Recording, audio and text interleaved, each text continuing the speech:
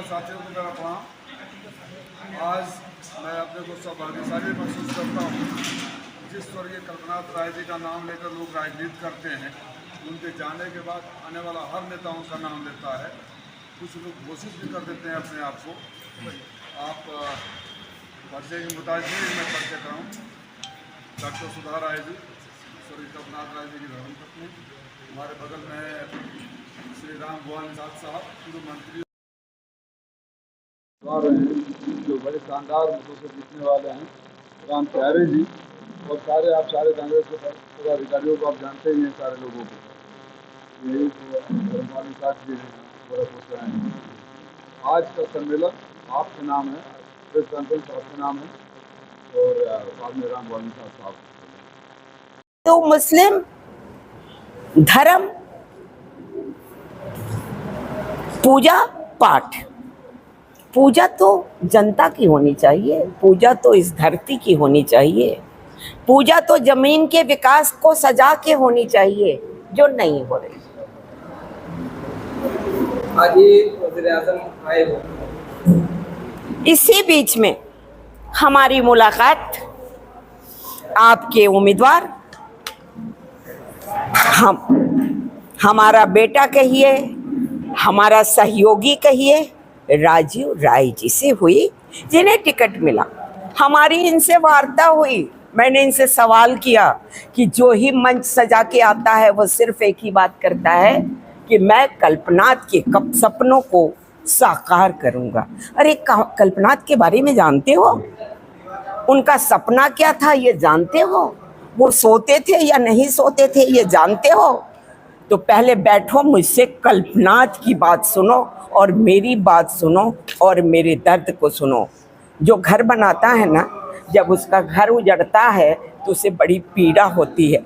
मैं उस पीड़ा को देख रही हूँ और इस विश्वास के साथ राजीव जी से ये वायदा ले रही हूँ कि आप मऊ की हिफाजत करोगे, मऊ को बचाओगे, यहाँ विकास की गति को बढ़ाओगे, मेरा साथ दोगे, जहाँ तुम्हें जरूरत होगी मैं खड़ी मिलूं।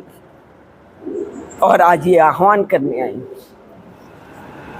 कल्पनाथ जी की आत्मा, सुधा राय की आत्मा, कांग्रेस का साथ और मऊ की बहबूदी, किसान, बुनकर, महिलाएं, नौजवान किसान, हर जर्रे जर्रे में ये आवाज उठे कि कल्पनाथ फिर से विकास की गति बढ़ाने में हम साथ आ गए। और जब इन्होंने वादा मेरा कबूल किया तो मैं आपके बीच में आई हूं, मऊ की जनता से ये अपील करने आई हूं कि इसे बम्पर वोटों से जिताओ। कल्पनाथ और सुधा का आशीर्वाद।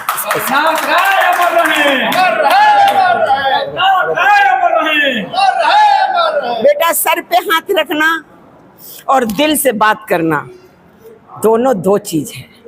हम नेता नहीं, हम जमीन के हैं, यहाँ की आत्मा है, यहाँ की पहचान है। उस पहचान पे धब्बा नहीं लगाना। ये वायदा करो कि उस पहचान पे धब्बा नहीं लगाओगे। हर नेता के तरह मंच सजा के कल्पनाथ जी को सिर्फ याद नहीं करोगे। इसके साथ ही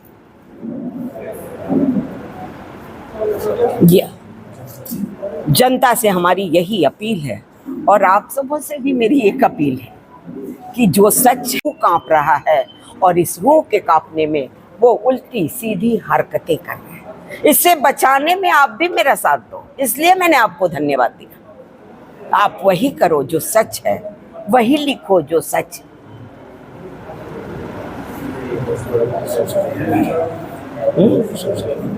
और जो मऊ की संस्कृति है,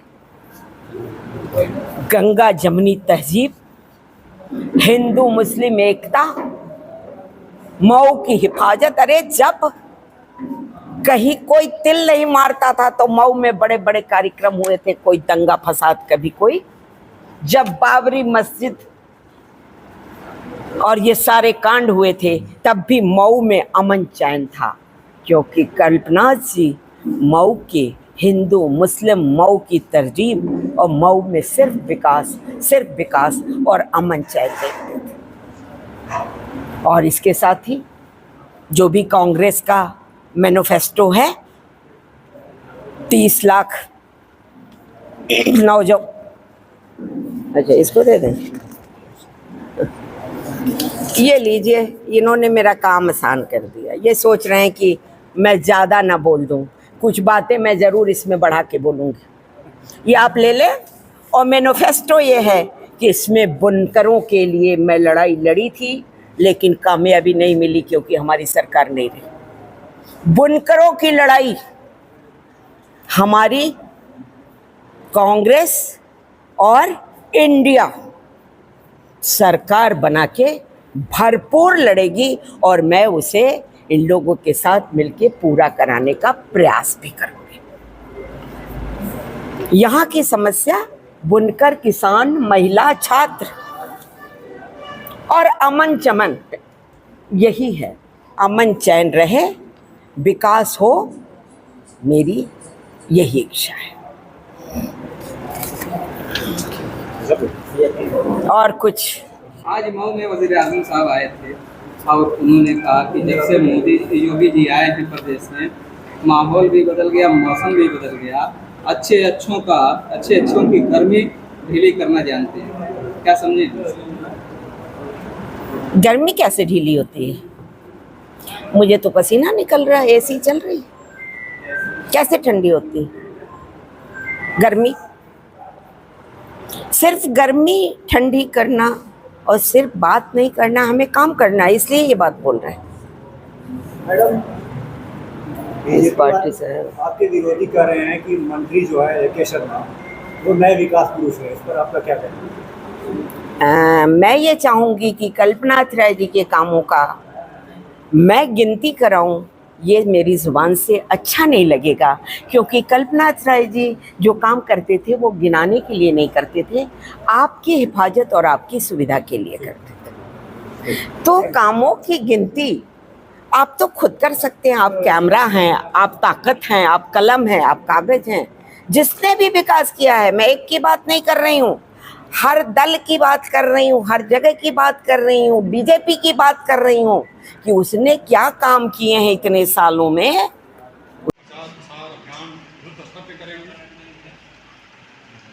क्या लगता है?